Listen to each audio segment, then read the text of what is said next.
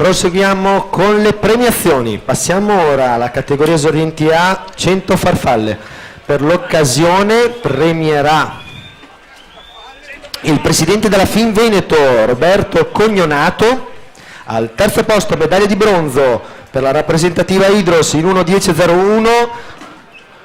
Due ragazzi per la rappresentativa Idros, Chiarioni Massimo, Chiarioni Massimo rappresentativa Idros e Luci Filippo, Sporting Club Verona.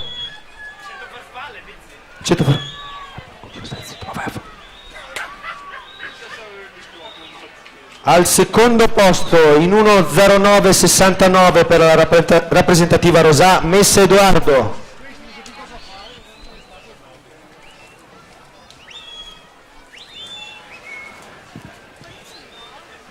Vince i 100 farfalla categoria esordienti a maschi con il tempo di 1.07.77 per la Piave Nuoto Rizzardi Federico.